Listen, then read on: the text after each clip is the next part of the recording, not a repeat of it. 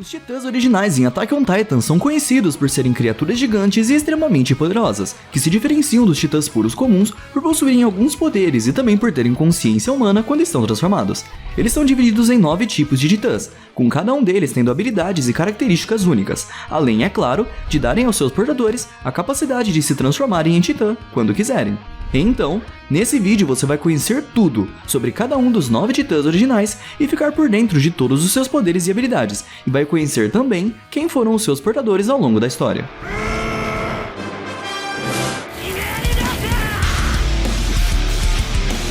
Shingeki no Kyojin é conhecido por várias coisas, seus plot twists inesperados, a sanguinolência, a história, a crítica e, obviamente, pelos titãs. Os gigantes da obra são um marco principal que tornou Shingeki no Kyojin tão fácil de ser reconhecido dentre outras obras shonen, e sobre esses gigantes, há alguns que se sobressaem dos demais. Na obra, os titãs são retratados como seres humanoides de diversos tamanhos, e sua mentalidade não passa de monstros irracionais que só querem matar humanos. Esses são os titãs puros. Porém, conforme avançamos na história, descobrimos que existem humanos que podem se transformar em titãs e manter a sua racionalidade e o controle da sua mente. Bom, pelo menos depois de se transformarem mais de uma ou duas vezes, né? Voltando cerca de 2000 anos atrás na história, Ymir Fritz obteve o poder dos titãs e se tornou o primeiro titã, que é o titã fundador. 13 anos depois de adquirir os seus poderes, ela acabou morrendo, e seu poder foi então dividido e passado para suas 3 filhas, após elas devorarem seus restos mortais. E eventualmente, esses poderes se dividiram ainda mais, e deram origem a 9 titãs distintos, que foram posteriormente herdados por 9 de seus descendentes. Esses titãs então passaram a ser conhecidos como os 9 titãs originais, sendo eles o titã fundador, o titã de ataque, o titã fêmea, o titã colossal, o titã quadrúpede, o titã mandíbula, o titã encoraçado, o titã bestial e o titã martelo de guerra. Mas assim como Ymir, todos aqueles que herdam os poderes de um desses titãs estão condenados a morrer depois de 13 anos, forçando esses portadores a sempre passarem os seus poderes adiante. Esse fenômeno é conhecido como a maldição de Ymir, e todos os portadores de titãs originais estão condenados a terem esse destino. E hoje, nós vamos trocar uma ideia aqui sobre cada um desses 9 titãs originais, buscando falar dos seus poderes, suas aparências, habilidades e quais já foram seus portadores ao longo da história. Mas antes, faça como o Titã Colossal e esmaga esse botão de like e também o botão de inscrição. Assim, a Tropa Ultra Nerd fica mais forte com a sua ajuda, e isso nos incentiva a estar sempre produzindo conteúdo como esse pra vocês. Ah, e só pra avisar, esse vídeo vai ter spoilers do mangá, hein? Então fica ligado se você só acompanha o anime, beleza? Então sem mais delongas, bora pro vídeo. Titã Fundador. Nada mais justo do que a gente começar falando dele, o Titã Fundador, o primeiro de todos os titãs e também o mais apelão dentre todos os 9 originais. A primeira coisa a se falar sobre esse titã é que somente os descendentes de sangue real podem usar todos os seus poderes. Se o Eldiano que for o seu portador não for da família real, então ele não vai ser capaz de usar todo o potencial desse titã. Só que existe uma forma de um Eldiano comum ser capaz de usar os poderes do fundador. Isso acontece quando ele entra em contato físico com outro Eldiano de sangue real. E foi exatamente isso que aconteceu com Eren, quando ele teve acesso aos poderes da Coordenada, já que a sua cabeça decapitada entrou em contato com as mãos de seu meio-irmão Zeke, que tinha sangue real. Nessa ocasião, o Eren foi levado até o mundo dos caminhos e pôde usar todos os poderes do fundador, após convencer Ymir Fritz a ajudá-lo em seu plano de destruir o mundo. E lembra que eu disse que esse era o titã mais apelão? Então se prepara para conhecer o quão quebrado esse titã é. O Titã Fundador consegue ter controle total sobre todos os súditos de Ymir, podendo conversar com todos eles por telepatia através dos caminhos, ou mesmo alterar as memórias de populações inteiras de uma só vez. Mas não para por aí, porque ele pode até mesmo alterar a estrutura genética de qualquer descendente de Ymir, podendo transformá-los em titãs, ou mesmo fazer titãs voltarem às suas formas humanas. Além disso, esse lance de alterar a estrutura fisiológica dos Eldianos permite que o Fundador possa até mesmo curar o seu povo de doenças, ou de qualquer tipo de enfermidade. Isso já aconteceu no passado, quando os súditos de Ymir estavam sofrendo com um vírus mortal que se espalhava rapidamente em seu reino, e do dia para a noite, esse vírus desapareceu completamente, após o rei da época usar os poderes do Fundador para alterar o corpo de todo mundo para que se tornassem imunes a esse vírus. O Fundador também consegue quebrar as regras do tempo ao conseguir invocar todos os portadores de todos os titãs originais dos últimos 2000 anos para lutarem ao seu lado. Isso aconteceu na batalha final nas costas do Fundador do Eren, onde entre todo aquele exército de titãs originais, podemos ver o Titã Colossal de Bertolt e até mesmo os titãs Mandíbula dos irmãos Galliard e Ymir. Como se tudo isso já não fosse o bastante, o Fundador também possui a habilidade de assumir os poderes e a forma de qualquer um dos titãs originais. Como foi mostrado pelo Eren em sua última luta contra o Colossal do Armin, onde ele também se transformou em um Titã Colossal para o combate. E só pra cravar que esse é o titã mais poderoso, ele simplesmente pode controlar à vontade todos os outros 8 titãs originais, sendo capaz de remover os poderes de qualquer Titan Shifter e transformá-lo em um humano comum. Só que mesmo o fundador sendo tão poderoso, por muito tempo seus portadores não puderam usar todo o potencial desse titã. Isso aconteceu devido ao voto de renúncia à guerra, feito pelo rei Karl Fritz, que cansado das guerras que os titãs estavam ocasionando, passou a renunciar a qualquer tentativa de guerra. E o voto do rei logo foi imposto a todos os portadores do titã fundador, que vieram em seguida. Eles nunca deveriam acabar com os titãs e nem mesmo usar seus poderes para defender seu povo, apenas para que Eldia pagasse por seus pecados. Mas enfim, vamos falar agora sobre a aparência desse titã. Todos os titãs, exceto pelo titã fêmea, possuem um corpo masculino, e independente se o portador for uma mulher, o seu titã terá uma aparência masculina. No entanto, o fundador parece ser o único que foge dessa regra, já que se seu portador for mulher, seu corpo também vai ser feminino. Isso é claramente mostrado com o titã fundador de Frida Reiss e de Ymir Fritz. A aparência do fundador é bem semelhante à de um humano comum, e geralmente não possui muitas deformidades como a de um titã puro. Esse é o caso do titã da Frida. Porém, o titã de Ymir já tinha várias deformidades, com suas costelas expostas e uma cabeça que era somente um crânio vazio com cabelos, sem pele ou músculos aparentes. A altura do titã fundador também consegue variar bastante. Fazendo uma rápida estimativa, o titã da Frida possuía 14 metros de altura, o titã da Ymir já tinha por volta dos 240 metros e o titã do Eren possuía aproximadamente incríveis 350 metros de altura. Os portadores do fundador, em sua forma humana, se tornam pessoas muito pacíficas e calmas por causa da jura de renúncia à guerra, e seus olhos brilham com uma cor violeta, passando um sentimento de tristeza. Os portadores conhecidos desse titã que nos foram mostrados até hoje foram Ymir Fritz e uma de suas filhas, o Karl Fritz, o Uri Reiss e o pai dele, a Frida Reiss, o Grisha Jäger e, claro, o Eren Jäger. Titã quadrúpede. O titã quadrúpede, ou também chamado de titã carroça, é um titã relativamente pequeno, atingindo até seus 4 metros. É um titã que basicamente sempre anda sobre seus 4 membros e tem uma agilidade levemente inferior à do titã mandíbula. O quadrúpede não tem grandes diferenças físicas de um titã puro, visto que sua boca achatada e avançada, semelhante a um bico de ornitorrinco, faz ele parecer só mais um dos vários e deformados titãs de Attack on Titan. Ele é considerado o titã mais fraco dentre todos os 9 originais, o que não deixa de ser verdade. Mas uma das coisas que torna o titã quadrúpede tão único é o fato dele conseguir atuar mais facilmente em conjunto com outros humanos.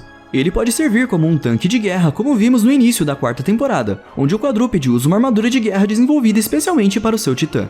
Ele também é ótimo para suporte, como foi mostrado no final da 3ª temporada, onde vimos Pieck na Ilha Parades pela primeira vez, carregando todo o equipamento que os guerreiros de Marley usariam para tentar recuperar o titã fundador de Eren.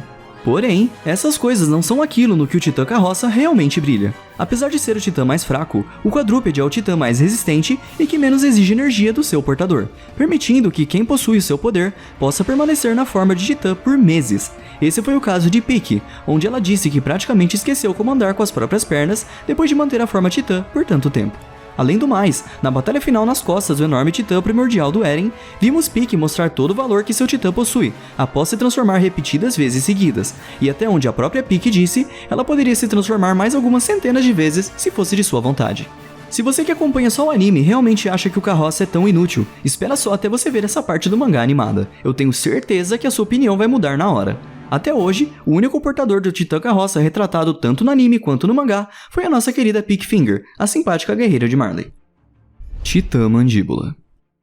O mandíbula compartilha algumas semelhanças físicas com o titã quadrúpede, como o fato de ser relativamente pequeno, atingindo até 5 metros de altura, e andar sobre as 4 patas. Porém, o titã mandíbula é o mais rápido e ágil de todos os titãs, e nas mãos de um portador habilidoso, o mandíbula tem grandes vantagens em combate contra titãs maiores do que ele. Isso se mostrou nítido quando vimos a superioridade de controle do mandíbula quando esteve na posse de Porco Galliard, superando a inexperiente Ymir, que por si só já conseguia ser bastante imprevisível com seu titã. Nas mãos do porco, ele foi capaz de lutar em um combate direto contra o titã de ataque do Eren, e ainda teve vantagem contra ele em alguns momentos. A velocidade do mandíbula se mostra superior a qualquer titã quando ele está em ambientes como cidades com casas altas ou florestas com grandes árvores. Usando esses elementos do cenário, esse titã pode facilmente se locomover de um ponto ao outro, deixando qualquer outro titã, ou até mesmo os usuários de DMT, comendo poeira. No entanto, os maiores trunfos do titã mandíbula são suas garras e, obviamente, sua mandíbula. Com suas garras extremamente afiadas e uma mandíbula revestida com uma couraça de titã, o mandíbula consegue destruir qualquer tipo de blindagem que você possa imaginar, desde a blindagem do titã encouraçado, ou até mesmo o casulo de cristal extremamente resistente do titã martelo de guerra. como foi mostrado na 4ª temporada, onde a mandíbula do porco foi capaz de destroçar o casulo de cristal de Lara Tybur. É claro que o Eren deu uma mãozinha pra ele, mas o mérito é todo do Titã Mandíbula. Com todas essas vantagens ao seu lado, o Titã Mandíbula consegue facilmente ser o segundo titã mais imprevisível de todos os 9 titãs originais. Quem é o primeiro? Continua no vídeo para descobrir. O Titã Mandíbula é um dos titãs com o maior número de portadores já mostrados durante a obra. Dentre eles temos Marcel Galliard, Ymir, a companheira da história nas primeiras temporadas, Porco Galliard e Falco Grease. Titã Fêmea. O Titã Fêmea possui 15 metros de altura e, diferentemente de todos os outros titãs, desde os puros e originais, que possuem corpos essencialmente masculinos, a Titã Fêmea é a única que sempre possui um corpo com traços femininos. Outro diferencial de sua aparência é a ausência parcial de pele, o que deixa grande parte de seus músculos completamente expostos. A Titã Fêmea não possui deformações em seu corpo que a diferenciem muito da forma humana normal. Por causa disso, esse titã se torna um verdadeiro perigo caso seu portador saiba fazer o uso de artes marciais, como é o caso da Annie, que é uma mestra em combate corpo a corpo.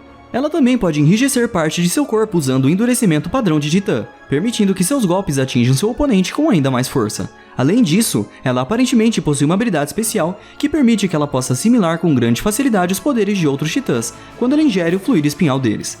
Talvez seja por conta dessa sua capacidade que a Annie é capaz de usar aquela habilidade semelhante à do Titã Martelo de Guerra, que é a criação daquele casulo de cristal que envolve o portador do Titã para protegê-lo. Ela usou essa habilidade após perder a luta contra o Eren no distrito de Stolres, para que não fosse interrogada pela divisão de reconhecimento. Outra habilidade invejável da fêmea é o alto vigor que ela possui. O usuário pode correr longas distâncias na forma titã, sem precisar de qualquer descanso, e a sua velocidade conseguiu se equiparar à velocidade de corrida dos cavalos da tropa de exploração, o que tornou ela uma séria ameaça quando foi revelada na primeira temporada. Entretanto, a maior habilidade da titã fêmea está em seu grito. Caso ela esteja em um ambiente repleto de titãs puros, o grito da fêmea pode atrair diversos desses titãs até a sua localização, seja para servirem como reforço, ou até mesmo para destruírem seu corpo de titã, ganhando tempo para o portador ser capaz de fugir. A única pessoa que sabemos concretamente ser a portadora da titã fêmea até hoje é a Annie Leonhardt, a introvertida e mal encarada guerreira de Marley. Titã blindado. Seu tamanho também atinge os 15 metros, e logo de cara é possível ver aquilo no que esse titã se destaca, a blindagem de seu corpo.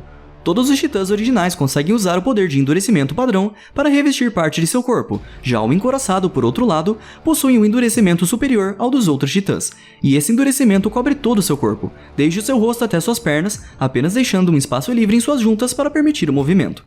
Ele também pode voluntariamente desfazer de blindagem de seu corpo para permitir uma maior liberdade de movimentação. Porém, obviamente, essa é uma manobra muito arriscada, já que deixa algumas partes de seu corpo mais vulneráveis. Devido à proteção do seu corpo, o encouraçado normalmente não é muito ágil, e seu plano de ataque se resume em atacar de frente com o uso da força bruta. Um exemplo do poder bruto desse titã é a sua investida frontal, que conseguiu ser tão poderosa a ponto de derrubar o portão fortificado de uma das grandes muralhas facilmente. Esse titã também consegue usar o seu endurecimento para criar garras em seus pés e mãos, que podem ser usadas para ataques ou até mesmo para escalar estruturas como as muralhas. Porém, já vimos um portador do titã encouraçado fazer uso de um recurso no mínimo curioso.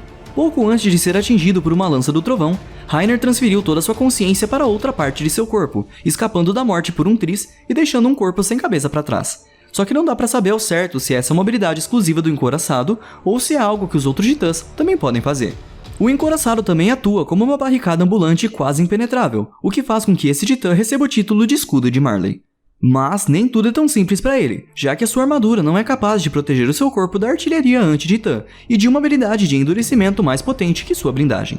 E uma pequena curiosidade, dependendo do vigor e força de vontade presentes no portador do titã, isso vai afetar diretamente na sua transformação, como foi o caso de Reiner, onde após quase desistir da própria vida e se transformar, seu titã possuía pouca blindagem em seu corpo, além de um porte físico mais magro e fraco. Esse é um outro original do qual só vimos ter um único portador ao longo da série, que no caso é o Reiner Braun, o guerreiro de Marley com pose de durão, mas com coração mole. Titã Colossal. Tirando o fundador, o Colossal é o maior de todos os titãs originais, atingindo 60 metros de altura. Sua altura supera até mesmo o tamanho das muralhas da Ilha Parades, que possuem 50 metros. Por causa do seu tamanho, o Colossal emana muito calor de seu corpo, fazendo com que o titã não tenha nada de pele. Seus músculos são completamente expostos. Seu torso e pernas costumam ser bem largos e grossos, e os seus braços já são bem mais finos em comparação ao resto do corpo. Apesar do tamanho, o Colossal tem uma grande desvantagem. sua velocidade. Ele é extremamente lento e seus movimentos são muito previsíveis. No entanto, a espera do golpe compensa, porque quando esse titã ataca, nada consegue sair ileso. Um exemplo das vítimas dos golpes do Titã Colossal são o Portão da Muralha Maria e o próprio Titã de Ataque do Eren, que foi lançado para o topo da muralha depois de um simples chute. A liberação de calor de seu corpo em forma de vapor é algo que o Colossal não consegue interromper, mas consegue facilmente controlar para liberar ainda mais vapor se ele quiser. Ao fazer isso, nenhum ser humano consegue se aproximar dele sem ser carbonizado. Foi o que aconteceu com Armin, em uma tentativa praticamente suicida de tentarem derrotar o Colossal de Bertholdt. No entanto, quanto mais calor ele liberar, mais os músculos do Colossal vão se afinando, deixando seu corpo mais magro e alguns de seus ossos expostos. E a habilidade mais destrutiva do Titã Colossal é o momento da transformação do seu portador. Assim que alguém com o poder do Colossal se transforma, uma explosão semelhante a uma bomba atômica ocorre. A explosão é forte o suficiente para destruir uma vasta parte de uma cidade ou lançar barcos de guerra para o ar como se fossem brinquedos. Essa transformação, no entanto, pode ser controlada, visto que na primeira temporada, nas 2 vezes que o Titã Colossal aparece e desaparece, a enorme explosão não ocorre. Por isso, o portador pode optar por uma transformação comum ou uma explosão gigantesca. Os únicos portadores do Titã Colossal que conhecemos são Bertholdt Hoover e Armin Arlert. Titã Bestial. Como o próprio nome sugere, esse titã assimila sua aparência a um único animal. E ao longo da história já houve vários bestiais com aparências de animais diferentes, fazendo com que esse seja o titã com a maior variedade de aparências. Dependendo do portador, esse titã pode assumir as características de qualquer animal. Muitos desses titãs animais foram notados principalmente nas costas do titã fundador do Eren, onde podemos ver titãs que lembram animais como uma cobra, um coelho e um touro. Já o titã bestial atual possui a aparência e os traços físicos de um macaco. Como esse titã tem uma variedade tão grande de aparências, vamos falar aqui do bestial mais conhecido, o bestial do Zeke. Ele possui uma altura considerada acima da média dos titãs, tendo 17 metros de altura. Seu torso é bem largo e seus braços são compridos e magros, com unhas afiadas nos dedos. Boa parte de seu corpo é coberto por pelo, e seu rosto possui fortes traços símios, com um diferencial de seus olhos vermelhos e seus dentes afiados. E apesar dos seus braços magros, o bestial tem força o suficiente para destroçar enormes pedras em suas mãos com facilidade. E graças ao tamanho de seus braços e à sua incrível habilidade de arremesso, o Zeke é capaz de lançar objetos que ultrapassam a velocidade do som, o que torna essa técnica uma de suas habilidades mais letais. Os poderes do bestial são uma incógnita, visto que foi deixado bem claro por Coach Grease que muitas das habilidades do titã bestial de Zeke não estavam presentes no antigo portador. Porém, isso certamente se deve ao fato de que Zeke possui sangue real em suas veias, e ele nunca revelou esse detalhe para ninguém. Uma das habilidades do titã de Zeke que não estavam presentes no antigo portador é sua capacidade de transformar eldianos comuns em titãs puros com um grito poderoso. Porém, essas pessoas têm que ter ingerido seu fluido espinhal para que isso seja possível. Não importa se você só inalou ou ingeriu uma única gota desse fluido, porque se você for um eldiano, você vai virar um titã puro. Esse grito do Zeke tem efeito mesmo quando ele está na forma humana, transformando todos da mesma maneira. Outra habilidade que o titã de Zeke possui é sua capacidade de controle sobre os titãs puros. Se o bestial quiser, ele pode comandar uma horda inteira de titãs, e pode fazer com que todos eles resistam à sua vontade irracional de querer devorar humanos. Apesar do seu corpo peludo, o bestial também consegue revestir partes do seu corpo com endurecimento padrão de titã. Os únicos portadores do bestial que temos notícia até hoje são Zeke Yeager e Tonk Saver, o homem que acolheu Zeke em Marley. Titã Martelo de Guerra. O último titã dos 9 originais a ser introduzido no anime é também o titã mais versátil e imprevisível de todos, e isso se deve ao seu controle livre, quase onipotente, da habilidade de endurecimento estrutural. Todos os portadores do Martelo de Guerra têm seu titã quase que inteiramente envolto em um endurecimento branco de titã, porém seus movimentos são muito mais livres se comparados ao titã encouraçado. Esse revestimento de seu corpo costuma remeter a roupas da realeza ou a cavaleiros. A habilidade do qual o Martelo de Guerra se destaca é o uso do endurecimento para criar qualquer tipo de estrutura a partir da sua carne. Ele pode criar armas como martelos, espadas, arco e flecha, chicote, tudo usando o endurecimento. Esse titã também consegue criar espinhos diretamente do chão, desde espinhos pequenos para imobilizar o seu oponente, até espinhos gigantescos para finalizar o adversário. Todos esses feitos foram vistos na luta entre o Martelo de Guerra e o Titã de Ataque em Libério. O portador também pode se envolver em um casulo de cristal com endurecimento superior e se proteger de quase tudo, até mesmo da transformação explosiva do Titã Colossal. Porém, esse cristal só não está a salvo das garras e da mordida do Titã Mandíbula. Outro aspecto onde o Martelo de Guerra se diferencia muito dos outros titãs é o fato dele poder ser controlado à distância. Seu portador não precisa estar necessariamente na nuca do titã para controlá-lo. Ele só precisa conectar o seu casulo de cristal a qualquer ponto do corpo de seu titã com um cabo de carne, que ele vai poder controlar o titã remotamente. Caso esse cabo entre o Titã e o portador seja interrompido, o Titã vai cair duro no chão, completamente inativo. Mas outro corpo pode ser gerado se o portador ainda tiver vigor para isso. O martelo de guerra é um dos mais poderosos, mas também é o Titã que mais exige energia do seu portador. O uso livre do endurecimento gasta muito vigor, e após alguns ataques com diferentes criações desse endurecimento, o usuário do Titã já vai estar muito cansado. Esse Titã foi uma propriedade direta da família Tybor, uma respeitada família de Eldianos em Marley. Somente pessoas da família eram permitidas de herdar o Titã, tanto que sua antiga portadora era Lara Tybor, a irmã de Willie Tybor. No entanto, o último portador do martelo de guerra foi Eren Yeager, que tomou o Titã para si depois que invadiu Libério. Titã de ataque. Por fim, vamos falar aqui dele, o Titã que tem seu nome no próprio título do anime, o Titã de ataque. Atingindo até seus 15 metros de altura, o Titã de ataque não tem muitas diferenças de um humano comum. Suas características mais nítidas são seus olhos que brilham em tom esmeralda, sua boca sem lábios mostrando seus dentes e seu corpo completamente trincado. Esse Titã é bem humilde em suas habilidades. Ele possui uma habilidade não oficial, que é sua força bruta, considerada anormal até mesmo para um Titã. Isso é visto quando Eren consegue levantar um enorme pedregulho e carregá-lo até o buraco da Muralha Rose. Outra habilidade do Titã que não existe no mangá, mas que aparece no anime, é a sua forma Berserk, onde o Titã é tomado por uma fúria intensa, ficando mais rápido e mais forte, além de fazer seu corpo literalmente pegar fogo de tanta energia liberada pela raiva. Talvez a maior característica desse Titã é o fato de que ele sempre lutou pela liberdade de Eldia. Mesmo após Marley conquistar vários dos Titãs originais e fazer dele sua propriedade por vários anos, o Titã de ataque sempre esteve na posse dos Eldianos. O único momento em que o Titã de ataque esteve em Marley foi quando esteve na posse de Eren Kruger, mais conhecido como o Coruja. Ele se infiltrou no exército de Marley e conspirou contra o governo marleyano. Após chegar no litoral da ilha de Parades, Kruger passou seu Titã de ataque para Grisha Yeager, visto que seu mandato de 13 anos já estava chegando ao fim e uma força exterior parecia querer que Kruger passasse o poder do Titã de ataque especificamente para o Grisha. Após Grisha conseguir o poder do Titã de ataque, ele enfim entendeu os planos que foram dados para ele, e nós só fomos entender que planos eram esses com a chegada dessa temporada mais recente de Attack on Titan. Foi enfim revelado aos seguidores do anime que o Titã de ataque possui a capacidade não só de herdar as memórias dos seus portadores passados, mas também de seus portadores futuros. Com isso, todos os portadores desse Titã conspiraram por longos anos até chegarem a um portador que enfim traria liberdade para o povo de Eldia, e esse portador era Eren Yeager. Graças à sua capacidade de prever o futuro, descobrimos que Eren fez proveito do sangue real de seu irmão Zeke para enfim conseguir usar os poderes do Titã Fundador.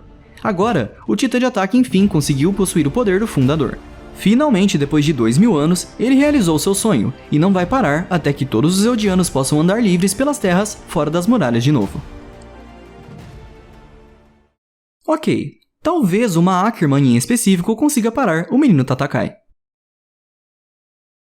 Bom, acho que deu pra dar uma boa resumida no que cada Titã original é capaz de fazer. Logo logo a próxima temporada já vai estar por aí e vamos poder ver o verdadeiro potencial de todos os Titãs da obra animados. Então esse vídeo foi como uma preparação pra você que é apreciador do anime. Mas e aí? Qual desses Titãs você achou o mais legal? Deixa aqui nos comentários e bora interagir. E aproveita e deixa aquele like estrondoso no vídeo pra fortalecer a tropa Ultra Nerd. Enfim, muito obrigado, valeu Ultra Nerds, Tatakai!